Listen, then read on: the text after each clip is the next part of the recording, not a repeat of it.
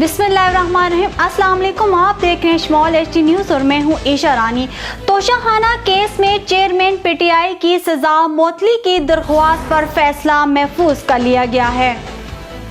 Islamabad high court के chief justice Aamir Farooq, chief justice Tariq Jahangiri ने समाअत की। आज की समाअत में चीफ जस्टिस के रिमार्क्स पर देखा जा रहा था कि आज ही फैसला हो जाएगा, क्योंकि सुबह की समाअत में चीफ जस्टिस ने भी कहा था कि आज फैसला सुना देंगे। ताज़ा तरीन इत्तलाहात के मुताबिक फैसला महफूज कर लिया गया है और किसी भी वक्त फैसला सुना दिया जाएगा।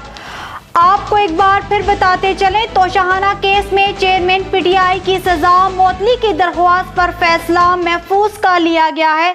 इस्लामाबाद हाई कोर्ट के chief justice Aamir Farooq, justice Tariq Jahangiri ने समाअत की। आज की समाअत में चीफ जस्टिस के रिमार्क्स पर यह देखा जा रहा था कि आज ही फैसला हो जाएगा, क्योंकि सुबह की समाअत में चीफ जस्टिस ने भी कहा था कि आज फैसला सुना देंगे। ताज़ा तरीन इत्तलाहात के मुताबिक फैसला महफूज कर लिया गया है और किसी भी वक्त फैसला सुना दिया जाएगा।